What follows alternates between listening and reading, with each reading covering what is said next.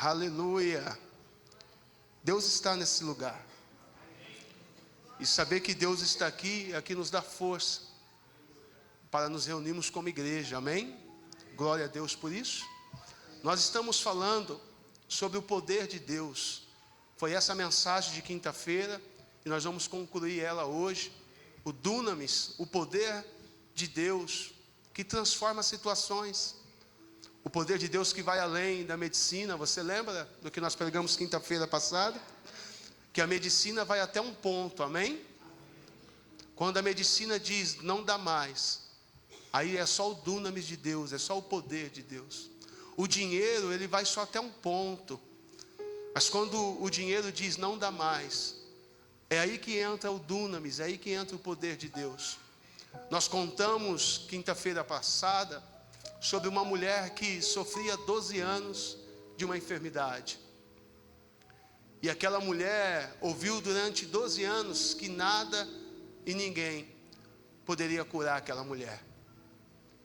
E aquela mulher também gastou tudo o que tinha, todo o seu dinheiro, todos os seus recursos. Aquela mulher bateu em muitas portas. Aquela mulher procurou em muitos lugares. Mas o diagnóstico estava sendo dado por alguém que entendia do negócio. Era um doutor por nome de Lucas que estava escrevendo que nada pôde curar aquela mulher. Porque uma coisa é quando o diagnóstico vem de gente que não entende. Mas uma coisa é quando o diagnóstico vem de gente que é autoridade no assunto. E Lucas era um doutor e ele tinha autoridade no assunto. E aquele doutor por nome de Lucas, ele escreveu que durante 12 anos nada e ninguém pôde curar aquela mulher. E aquela mulher gastou tudo o que tinha. Então, o que eu quero é que fique bem claro para você nessa noite, que todos os nossos recursos, toda a nossa força, sabedoria, conhecimento, ele tem um limite. Ele tem um limite. Chega um momento na minha e na tua vida, chega um momento na vida de todo homem, de toda mulher, que a sabedoria dele não é suficiente. A força dele não é suficiente. O conhecimento não é suficiente. E é nesse momento que a gente precisa entender que existe o poder de Deus, que existe o mover dos céus. É nesse momento que a gente precisa entender que Deus é aquele que dá a última palavra. Deus é aquele que dá a última palavra. Quando você já não tem mais força, quando os seus recursos se acabam, quando você usou tudo o que você podia usar, e o diagnóstico não mudou, você precisa crer naquele que te criou, para louvor da glória do nome dele. Nós cantamos aqui que esse não é o seu fim. Você crê em nome de Jesus, irmão? Que Deus ainda está trabalhando, que Deus ainda está operando, que Deus ainda está fazendo coisas grandes e maravilhosas na sua história, na sua vida, em nome de Jesus. Você crê nisso para a glória de Deus? E se eu pudesse te dar um conselho, eu diria para você: não fique ampliando a sua dor, não fique intensificando a sua dor. Se eu pudesse te dar um conselho, eu diria para você: não faça de um dia mal uma semana mal. Não faça de uma semana mal um mês mal. E não faça de um mês mal um ano mal. E não faça de um ano mal uma vida mal. Porque nós vivemos em um tempo onde as pessoas gostam de ampliar a dor. Elas gostam de intensificar a dor. Elas gostam de ampliar aquilo que está dando errado. Mas a palavra de Deus para você hoje é que você precisa crer naquele que está acima de tudo e de todos. Talvez você perdeu a esperança, e o Senhor está mandando eu lhe dizer que a tua esperança precisa ser o Senhor. Você crê nisso em nome de Jesus? Olha só o que o apóstolo Paulo escreveu aos Romanos, no capítulo de número 1, no versículo de número 16. Paulo escreve aos Romanos, capítulo 1, versículo 16. Não me envergonho do Evangelho, porque o Evangelho é o poder de Deus para salvar, ou para a salvação de todo aquele que nele crê. Primeiro dos judeus e depois dos gregos. Olha só o que Paulo está dizendo aos romanos. Eu, Paulo, eu não me envergonho do Evangelho, porque o Evangelho é o poder, o dunamis de Deus. Para quê? Para a salvação de todo aquele que nele crê.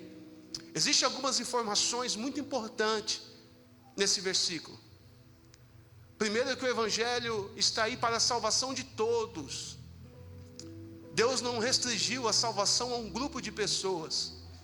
É por isso que a Bíblia diz: vinde a mim todos vós que estáis cansados e sobrecarregados, porque eu tenho alívio para a vossa alma.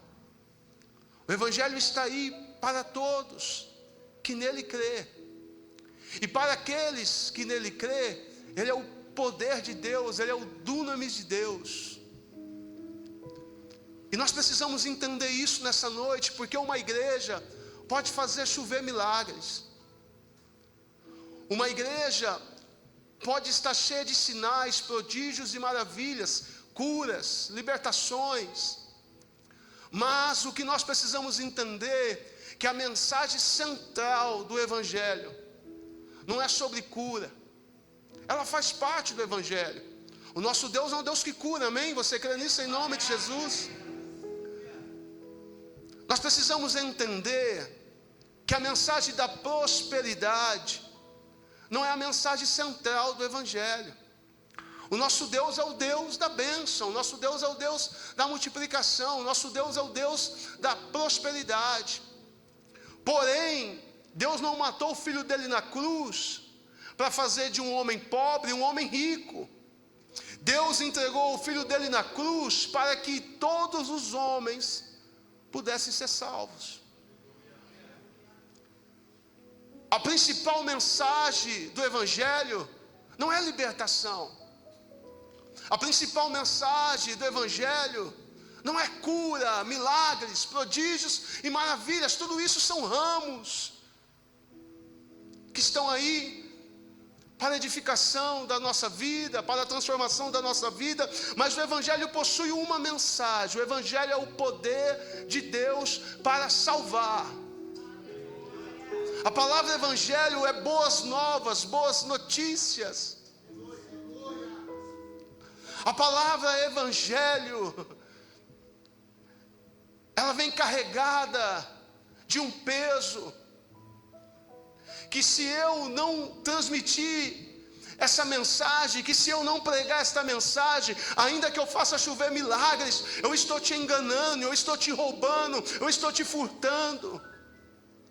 Porque a melhor coisa que um pastor e uma igreja séria pode fazer pela vida daqueles que entram por essas portas é pregar a palavra de Deus, é pregar a palavra da cruz.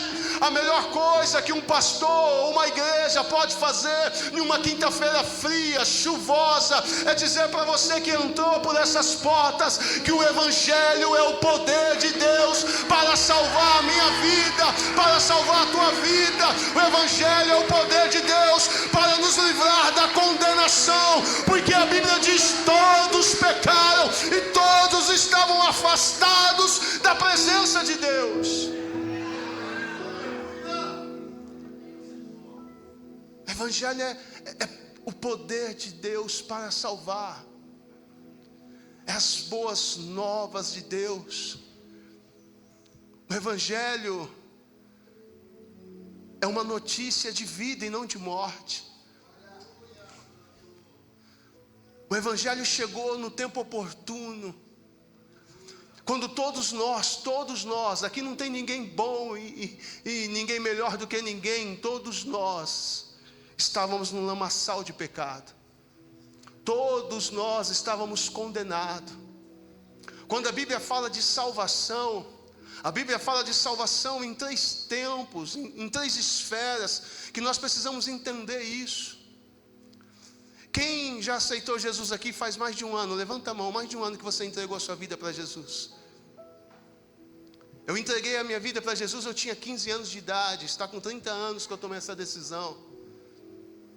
E há 30 anos, em um culto de domingo, quando eu levantei as minhas mãos e eu fiz a oração da confissão: Senhor Jesus, eu te confesso como meu único e suficiente Salvador. Escreve agora o meu nome no livro da vida. Há 30 anos atrás, a boa notícia do Evangelho me salvou da condenação. Eu estava condenado até entrar pelas portas. Mas quando eu saí de lá, já não era mais alguém condenado, era alguém justificado. Mas sabe qual é o poder do Evangelho? É que nos meus 15 anos de idade, a única coisa que eu não queria é ser crente. Está fazendo sentido para alguém? Com meus 15 anos de idade, eu nunca saí da minha casa dizendo: eu vou para a igreja aceitar Jesus. Com meus 15 anos de idade, eu nunca imaginei que um dia eu seria pastor de uma igreja. Quando eu recebi um convite para ir na igreja com meus 15 anos de idade, a minha pergunta foi: tem menina bonita lá? Glória a Deus, encontrei uma, casei com ela. Faz 25 anos que estamos casados. Mas eu não queria ser crente. Eu nunca saí da minha casa dizendo: eu vou ser crente, eu vou servir Jesus. Eu nunca saí da minha casa pensando isso. A igreja era um lugar legal, pessoas bacanas se reuniam naquele lugar, cantavam canções bonitas, e de alguma maneira trazia algum conforto para a minha alma. Porque se tem uma coisa que todos os homens procuram, é Deus. Você sabia que todo mundo procura uma coisa só? O que todo homem procura é Deus. Seja esse homem alguém que está começando a sua caminhada com 10 anos, ou seja alguém que está encerrando a sua caminhada com 100 anos. Todos os homens, e quando eu digo homens, homens e mulheres, procuram uma só coisa: é Deus. E eu, com meus 15 anos de idade, eu tinha um vazio na minha alma. Eu tinha uma sede que nada e ninguém podia saciar. Eu tinha uma busca onde pessoas, lugares não podiam preencher, um vazio na minha alma. Você sabe que o cara que usa droga, ele está tentando preencher um vazio que tem dentro da alma dele. O cara que se prostitui, o cara que caiu num vício da bebida, das relações sexuais, ele quer uma coisa. Na verdade, a alma dele precisa de uma só coisa. Só precisa de Deus. E nessa tentativa de preencher um espaço, um vazio, de ser encontrado, de fazer parte de uma tribo, de um lugar, porque às vezes nós estamos caminhando e parece que a gente não faz parte de coisa alguma, de lugar nenhum, parece que a gente não se encaixa em lugar nenhum, parece que a gente é uma peça fora do quebra-cabeça, e a gente fica tentando ser aceito, a gente fica tentando se encaixar. É por isso que tem as tribos, é por isso que um põe um negócio, outro pinta o cabelo de um jeito, outro anda de skate, outro faz aquilo, isso faz aquilo, porque está todo mundo tentando se encontrar em algum lugar, ser aceito em algum lugar. Essa é a grande verdade. O homem busca ser aceito, o homem busca encontrar um lugar onde ele se encaixa. Cada um está buscando a sua tribo. E a grande verdade é que todos os homens só precisam de uma coisa, só estão correndo atrás de uma coisa. Isso se chama Espírito Santo. Isso se chama Jesus. Deus Pai, Deus Filho e Deus Espírito. Mas até você entender isso, Às vezes você erra muito, cai muito, se suja muito, até você entender que o que você precisa de verdade não é só mais um relacionamento, não é mais uma noitada, uma balada. Até você entender isso, às vezes o inimigo da nossa alma faz do homem cavalo, instrumento, escraviza esse homem. E era nesse contexto que todos nós estávamos escravizados no lamaçal de pecado, afastados de Deus, até que as boas novas, o Evangelho, chegou nos nossos ouvidos. E o Evangelho é algo tão poderoso que eu não fui para a igreja por causa do Evangelho. Eu não fui para a igreja querendo Deus. Talvez eu queria um alívio, talvez eu queria me encontrar em algum lugar, talvez eu queria encontrar a minha tribo. Mas a cada dia que eu entrava naquele lugar, alguém ia dando uma porção das boas novas. Alguém disse para mim que Deus amou o mundo de uma tal que deu seu único filho para todo aquele que nele crê, não, mas tenha vida eterna. E isso me constrangeu muito, porque eu jamais daria um filho meu por ninguém. Jamais eu entregaria um filho meu por ninguém. Mas aí eu li a boa notícia que no meu lugar alguém morreu, que no lugar de um injusto, o justo foi crucificado. Eu entendi que o amor de Deus, porque foi o amor que fez Deus entregar o filho dele, vai além da minha miséria, vai além dos meus enganos, vai além dos meus pecados. O amor de Deus, porque quem matou Jesus naquela cruz não foi Pilatos, não foi os carrascos, não foi os romanos. Ninguém tirou a vida do Filho de Deus, mas Ele se entregou por amor a nós. É por isso que Jesus disse: a minha vida ninguém tem poder de tirar, mas eu a dou. E esse amor me constrange, porque todo mundo que diz que ama alguém pede algo em troca. Todo mundo que diz que ama alguém espera algo em troca. Mas Deus amou e Ele deu. Deus amou e Ele entregou. Deus amou e Ele ofertou.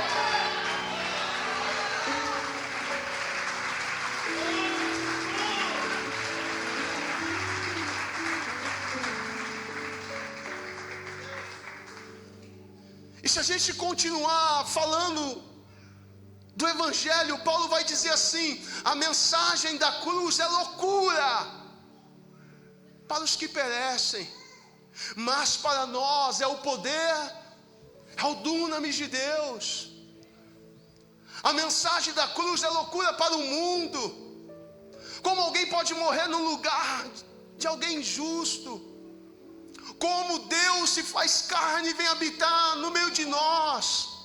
Como Deus Todo-Poderoso se esvazia da sua glória, deixa o seu trono, a sua coroa, o seu manto real, e vem nascer de uma virgem por nome de Maria. Como esse Deus não tem sequer um berço decente para nascer, uma casa decente para morar. Como um Deus Todo-Poderoso pode se fazer homem. Homens querem ser Deus, mas só o Deus verdadeiro se faz homem para salvar os pecadores, a qual eu sou um deles.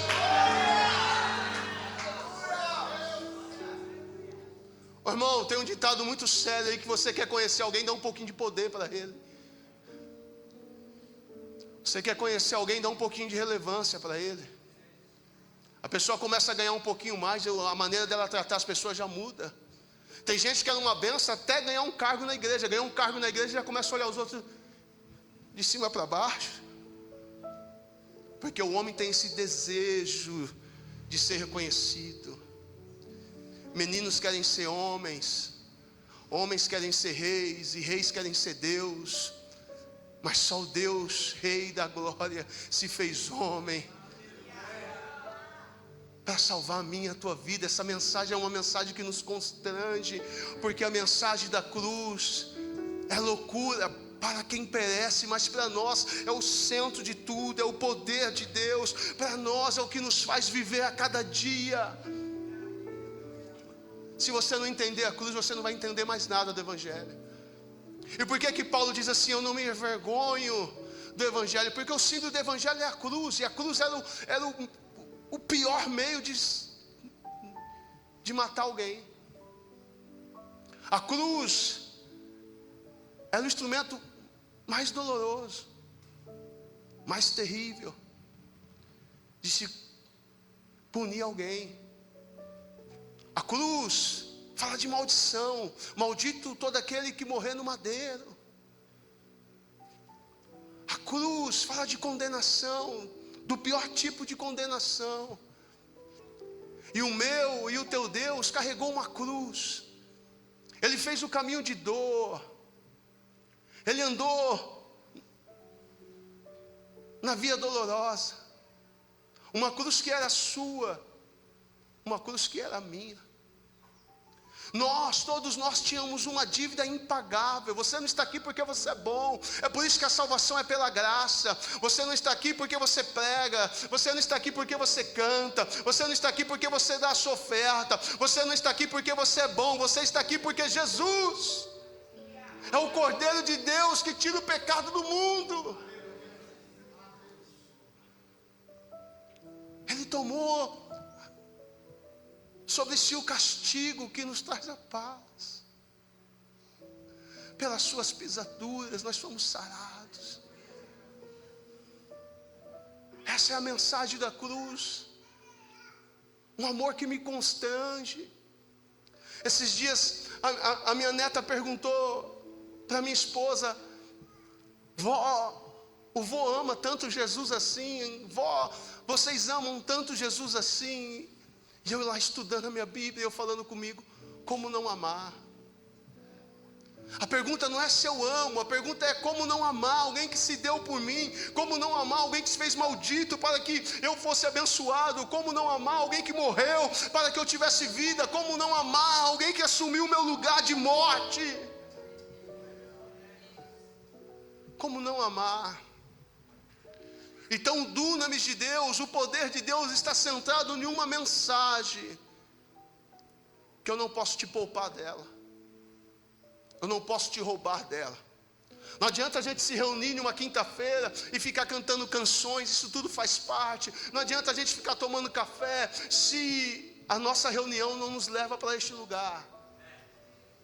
Jesus não morreu para te fazer rico. Isso você vai ter que trabalhar, estudar, saber investir. Jesus morreu porque você estava condenado.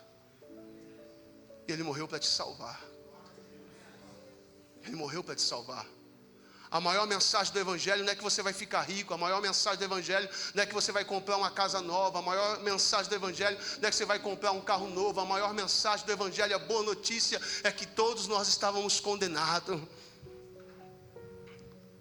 Mas Jesus Cristo morreu no meu e no seu lugar, para que tivéssemos vida e vida em abundância. Você está aí em nome de Jesus? Então, o que todo mundo quer aqui nessa noite é a mesma coisa. Deus. O que cada um aqui precisa nessa noite é da mesma coisa, o Espírito Santo. E por que essa mensagem causava um transtorno em Roma? E por que Paulo está direcionando esse versículo para Roma? Eu não me envergonho do Evangelho, porque o Evangelho é o poder de Deus. Porque Roma pensava ser a nação mais poderosa. Se tinha alguém que gostava de poder, era Roma. Mas tinha uma coisa que Roma não sabia: Roma não amava ninguém. Os romanos foram treinados para não amar, só para ter poder. Os romanos foram treinados para não amar, mas só para ter poder. Aí vem o Evangelho, salvando judeus, salvando gregos, salvando bárbaros. Aí vem o Evangelho salvando todo tipo de gente que eu e você jamais queríamos estar junto com eles, gente que eu e você jamais olharíamos para esse tipo de gente e pensaria: esse cara pode ser salvo, essa mulher pode ser salva. Aí vem um evangelho salvando bárbaros, gregos, romanos, judeus. Vem um evangelho, sabe o que o evangelho faz? Coloca todo mundo no mesmo lugar. Você não está entendendo. Roma tinha poder, mas não amava. Roma foi treinado para pisar nas pessoas, chegar no topo, da maneira que fosse. Mas aí vem o evangelho. Sabe o que chamou a atenção dos romanos? Não foi os sinais do evangelho. Sabe o que chamou a atenção dos romanos? Não foi as curas e nem os milagres. Sabe o que chamou a atenção dos romanos? É que agora bárbaros, gregos e judeus conviviam no mesmo lugar. Não somente convivia, eles se amavam. E aí os romanos começaram a olhar para o evangelho e começou a pensar: nós temos poder. Nós temos poder de espada. Nós temos poder de guerra. Nós temos o poder dos açoites. Mas esse poder, esse evangelho, vai muito além do nosso poder. Porque ele pega judeus, ele pega gregos, ele pega bárbaros, ele pega gentios e coloca todo mundo no mesmo lugar. E eles começam a se amar, eles começam a se respeitar, eles começam a viver em comunhão, eles começam a viver em koinonia. Já não é mais alguém querendo pisar em cima do outro, mas é alguém se diminuindo para que o outro cresça. Já não é mais alguém querendo aparecer, mas é o que João disse, que eu diminua e que ele cresça. E aí os romanos ficaram com a sua cabeça embaraçada: que poder é esse? Irmão, aqui não importa se você é juiz, aqui não importa se você é delegado, aqui não importa se você é desembargador ou se você lava carro. O evangelho vem, o poder de Deus.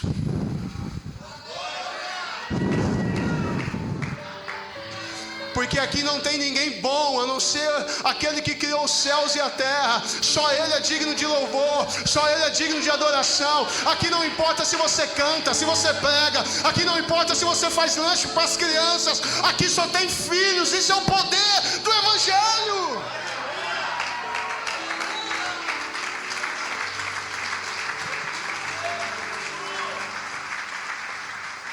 Não existe uma instituição como a igreja. Roma ficou doido com isso, sabe por quê? Porque o Senhor começou a se reunir com escravo, e eles comiam junto, eles se respeitavam. Que bagunça é isso? Que loucura é isso? Isso não foi nada do que nós aprendemos, nada do que nós ensinamos. Então, o evangelho no passado, quando você levantou as suas mãos, quando eu levantei as minhas mãos com 15 anos, eu queria outras coisas sem ser o evangelho, mas esse poder foi entrando dentro de mim. É por isso que não é um homem que te convence. É por isso que nessa igreja a gente ensina: não fica pegando na mão de ninguém e levando para frente do altar. O Espírito Santo sabe fazer isso. Me ajude a pregar, coloque a mão no ombro de alguém e diga para ele: é o Espírito Santo que convence um homem do pecado, da justiça e do juízo. É por isso que a Bíblia diz: não é por força e nem por violência. Talvez você entrou aqui e nem queria vir. Talvez você chegou aqui e veio buscar uma outra coisa. Talvez você só está tentando encontrar uma tribo, um lugar onde você é aceito. Mas se eu te falar um negócio: você não foi apenas aceito, você foi escolhido. Ele te amou primeiro. Ele te amou antes que você pudesse o amar e devolver isso com qualquer tipo de resposta. Então o evangelho no passado, quando eu aceitei Jesus com meus 15 anos, ele me tirou da condenação. Mas a salvação não fala só do passado, a salvação fala do agora, do presente. E o evangelho no presente, o poder de Deus, ele me tirou agora do domínio do pecado. Diga comigo: domínio do pecado.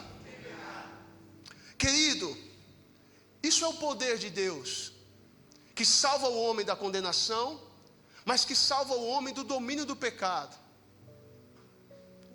Tudo que você vê de bom em um homem é Deus. Tudo que você vê de bom em um homem é Jesus. E por que Deus nos tirou do domínio do pecado? Por que eu posso amar minha esposa? Porque o evangelho me tirou do domínio do pecado. Por que eu posso amar minhas filhas? Porque o Evangelho me tirou do domínio do pecado. Um homem que ainda está no domínio do pecado, ele não consegue ser fiel nem a ele. Imagina as pessoas.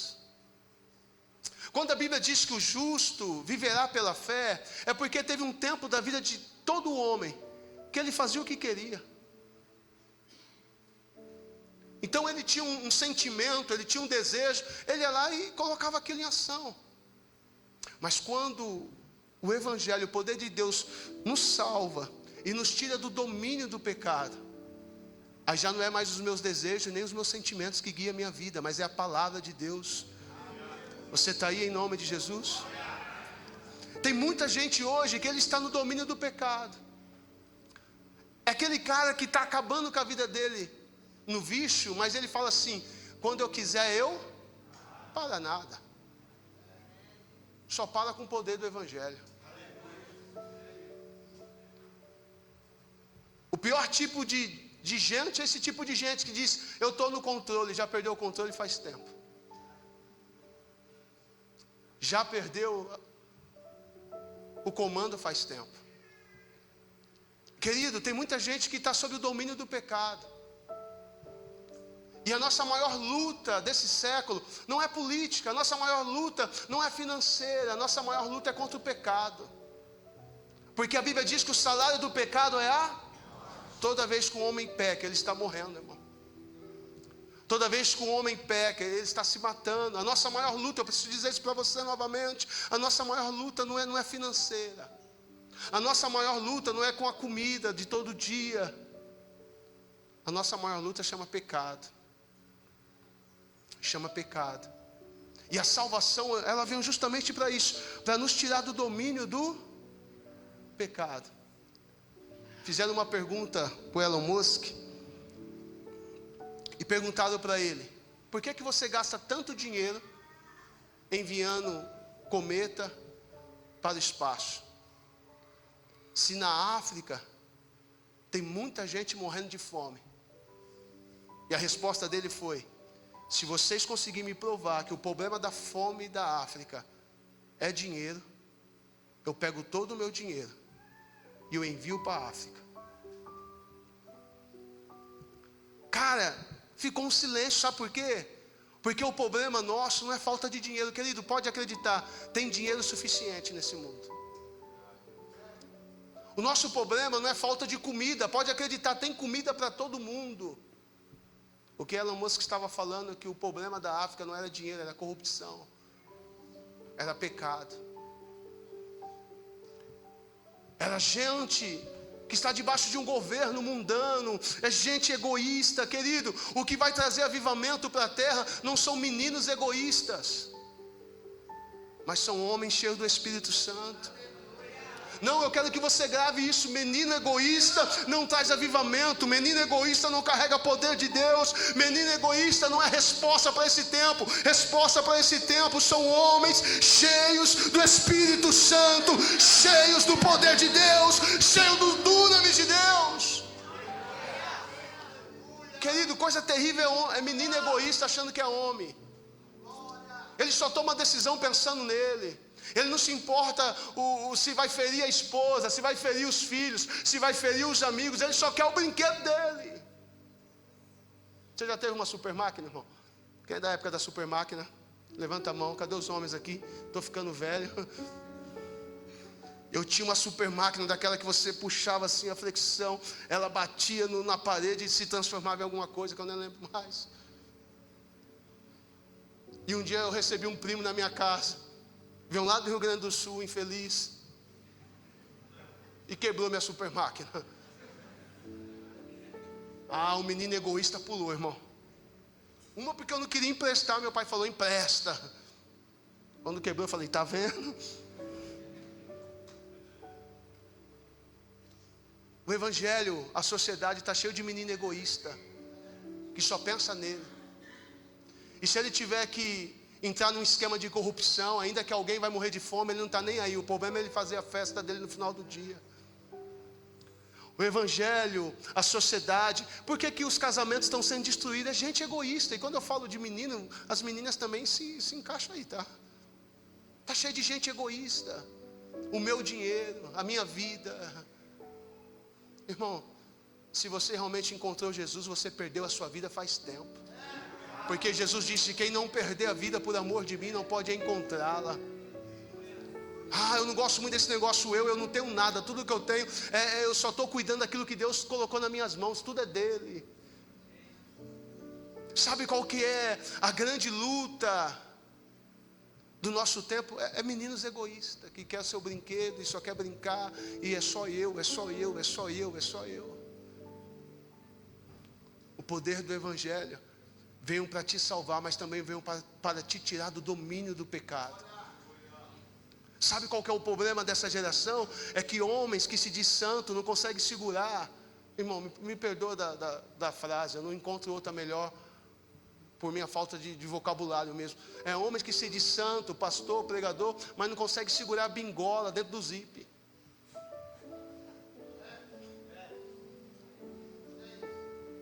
Você está entendendo?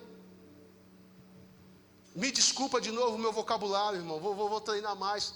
Mas a minha mãe dizia assim: não pode ver um rabo de saia.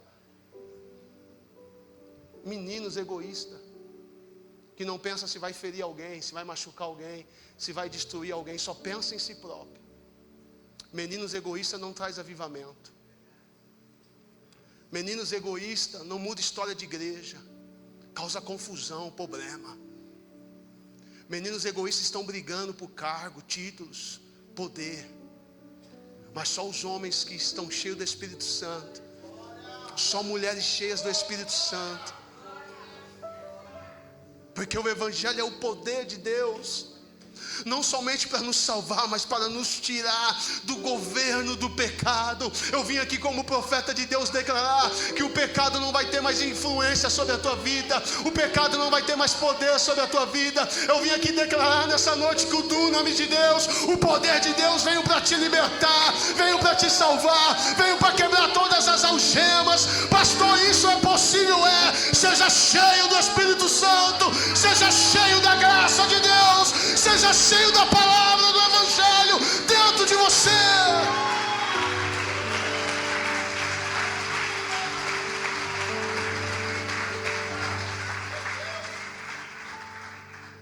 O Evangelho é o poder de Deus para salvar, irmão. O que me fez sair da minha casa hoje cedo e voltar de tarde e poder entrar na minha casa de cabeça erguida é o Evangelho, é o poder que nos livrou do domínio do pecado. Esses dias um amigo me ligou e ele estava arrebentado em todas as áreas. Em todas as áreas. E o que ele queria não ia resolver a vida dele.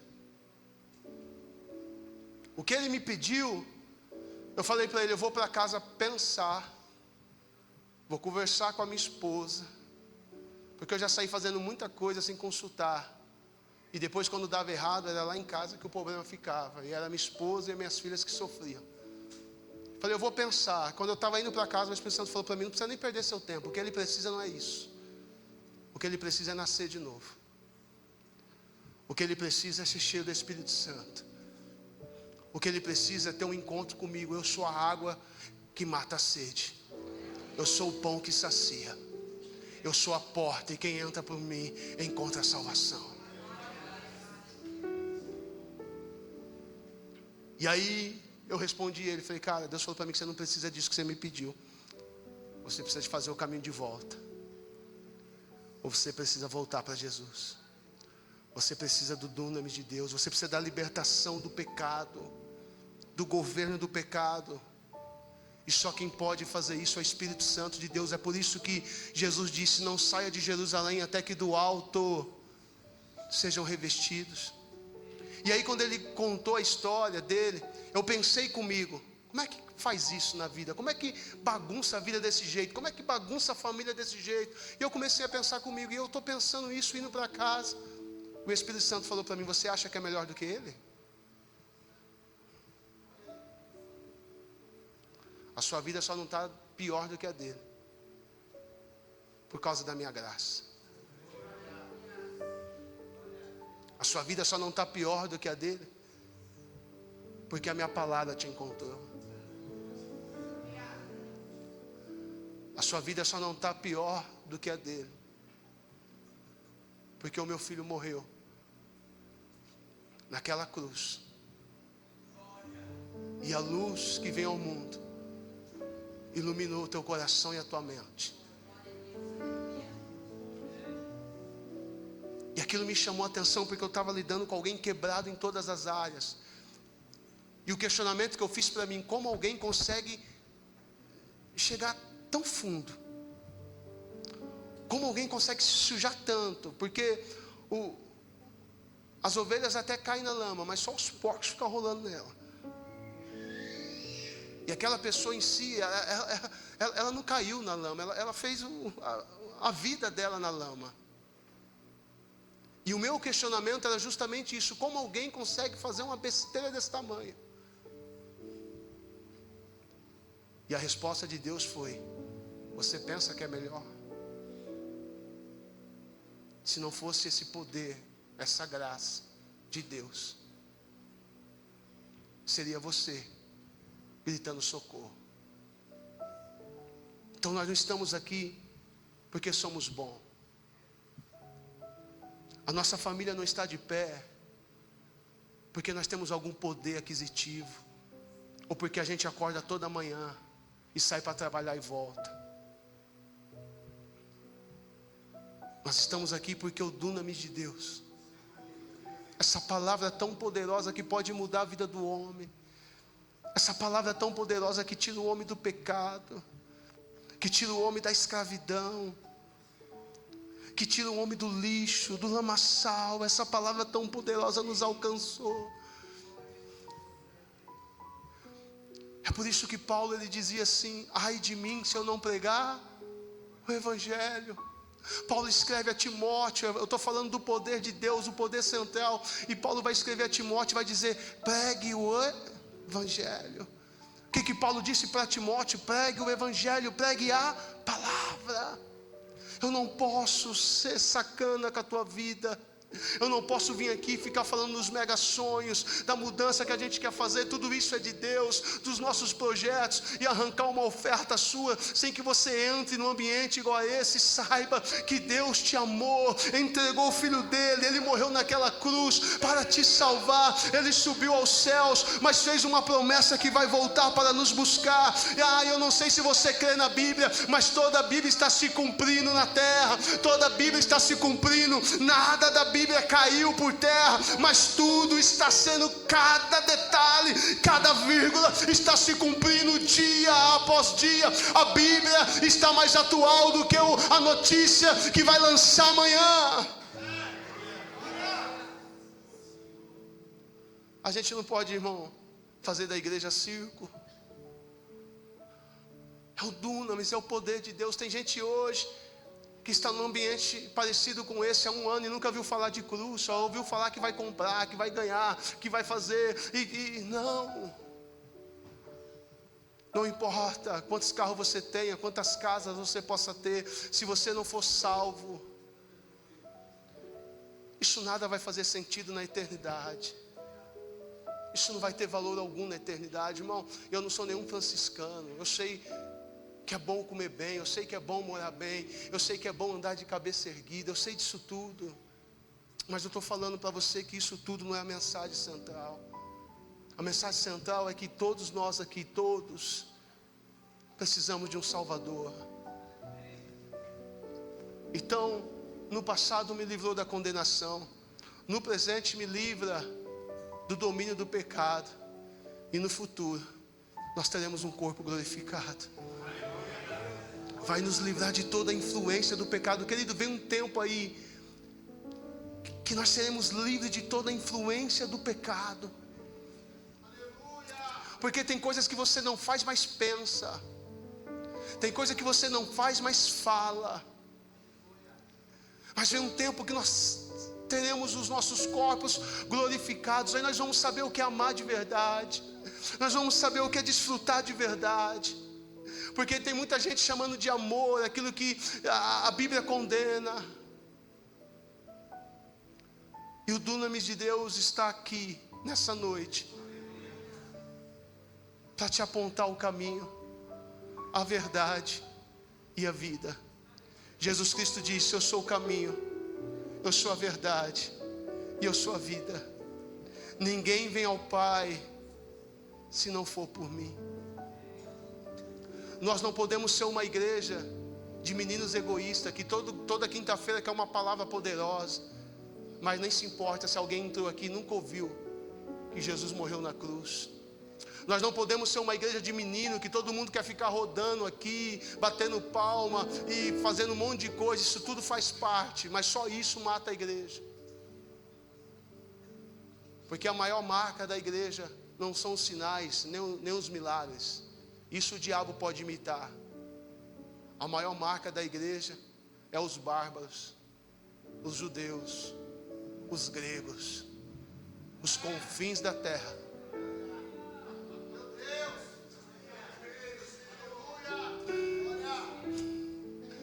Se coloca de pé.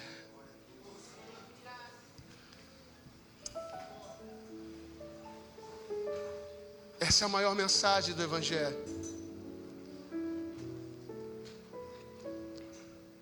Como eu dizia, quando eu entrei a primeira vez numa igreja, eu não queria ser crente. Quem de nós, irmão, saiu de casa um dia falando: eu vou ser crente hoje? Isso aí demorou um tempo. Eu tinha tantos sonhos, irmão. Se eu contar, você vai dar risada. Eu sonhei em ser jogador de futebol, mas era ruim, irmão. Imagina, acaba ruim. Rapaz, sonhei em ser policial. Deus deu graça, me livrou disso. Ia ter tanto sangue na minha mão. Sonhei até em ser caminhoneiro. Eu falei: vou viajar o mundo aí de caminhão. Glória a Deus. Cada sonho, irmão. Mas eu nunca sonhei em ser pastor. Eu nunca sonhei com 15 anos levantar minha mão, entregar minha vida para Jesus. Eu lembro que quando eu entreguei minha vida para Jesus, irmão, no outro domingo um irmão me deu uma Bíblia de presente. Mas a Bíblia era grande, irmão, maior do que essa aqui. E pensa para um menino de 15 anos. Naquela época as crianças ficavam na rua. Tinha vôlei, tinha as travinhas que a gente jogava bola. Vocês não vão lembrar disso, vocês mais novos. Não tinha celular não, irmão. A gente montava uma rede de vôlei na rua. Tinha uma travinha, um jogando taco. Era mãe brigando. Era uma alegria só, irmão. E aí eu saio domingo. Primeiro domingo depois que eu aceitei Jesus, com uma Bíblia desse tamanho na minha mão. E quando eu ponho o pé na rua, eu vejo aquele monte de gente. Falo: meu Deus, vão descobrir que eu sou crente. Posso te falar a verdade? Naquele primeiro domingo eu senti vergonha de sair com a Bíblia. Na segunda-feira eu já trabalhava, eu dei um jeito, eu comprei uma Bíblia menor, 007. Escondi ela no bolso. Porque no primeiro domingo o caminho da igreja estava imenso. Então eu ia passando e os meninos: vai jogar bola hoje? Não, eu vou ali. Você é crente? Não, eu estou indo para a igreja, eu não sou crente não. Tem diferença de ir para a igreja e ser crente. É porque é a gente que quer fazer a obra. É a gente que quer fazer do nosso jeito e do nosso tempo. Pedro andou 3 anos com Jesus, Jesus pregando o sermão do monte, Jesus pregando tanta coisa, e Pedro ainda tinha uma espada na cintura. Mas, irmão, essa palavra foi ganhando força dentro de mim. E agora o menino que tinha comprado uma Bíblia menor, comprou uma Bíblia de estudo. Agora já não tinha mais vergonha de falar para os meus amigos que eu estava indo para a igreja. Sabe por quê? Porque tinha alguns deles que tinham 17 anos, já queriam se matar. Já estavam pensando em tirar a vida, em sair de casa. E sabe onde eles iam pedir oração? Quando eu aceitei Jesus na empresa que eu trabalhava, mais da metade dos meninos aceitou Jesus. Porque eu começava a convidar: vamos para a igreja comigo, vamos para a igreja comigo. E eu descobri que gente que dava risada, gente que tomava uma cerveja ali, antes da gente se converter juntos, boa parte deles estavam pensando em tirar a vida. Boa parte deles não tinha alegria. E aí eu fui ganhando força, porque eu entendi que o Evangelho é o poder de Deus. E hoje eu posso dizer como Paulo disse, eu não me envergonho do Evangelho.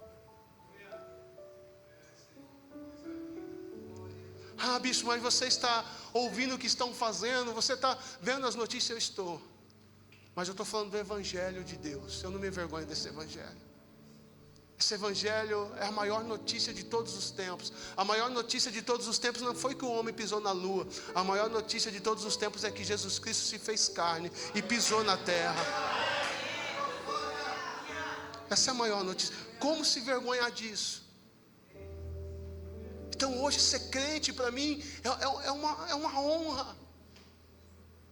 Eu sou o cara que não servia para lavar o banheiro da igreja, mas Deus me chamou.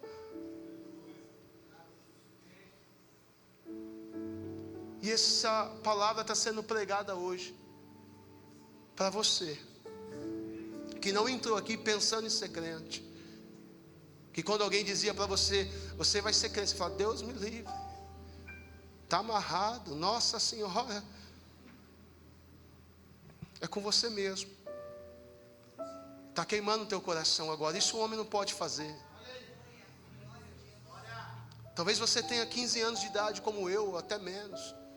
Talvez você já esteja no meio da sua vida, ou talvez você esteja encerrando ela. Mas o que eu sei é que todo homem sem Deus, independente da idade e da estação que está vivendo, tem um buraco dentro de si, que nada e ninguém pode preencher. E nós já vamos terminar, eu vou te liberar um pouco mais cedo hoje. Mas o que eu quero dizer para você, que quando você entende o Evangelho, você deixa de ser peso para a vida dos outros. Porque você entende que ninguém tem obrigação de te fazer feliz, a não ser Jesus.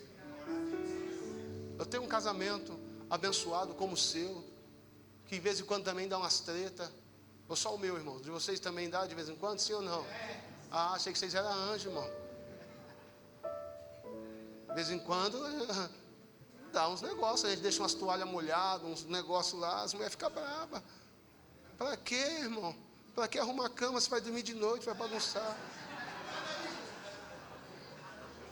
Mas vamos deixar isso para lá.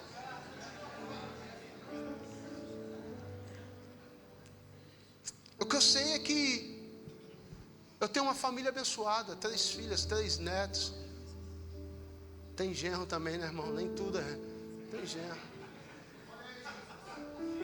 Mas deixa eu te falar um negócio, nenhum deles tem obrigação de me fazer feliz. É um peso que ninguém pode suportar. A bispa não vai suportar o peso de me fazer feliz, irmão. Tem dia que nem eu sei o que eu quero. E como ser feliz? Só Jesus. É por isso que tem gente aqui, eu preciso terminar, eu não quero, talvez vocês nem cantem, não ficar chateado não, né? É por isso que tem gente aqui que está pensando assim, quando eu casar eu vou ser feliz. Conversa com um casado aí que está arrebentado.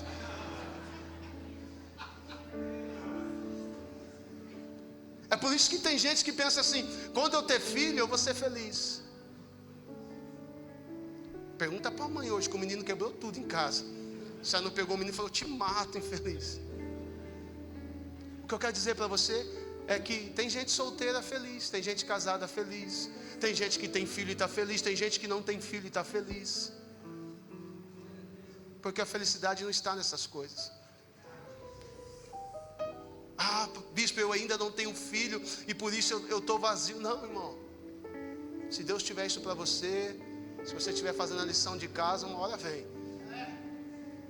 Que paz. Ah, se eu fazer mais uma faculdade. Não, fique em paz. Porque felicidade não está nas coisas. Felicidade tem nome.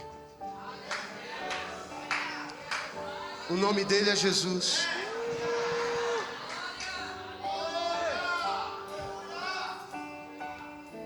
Você está aí ainda?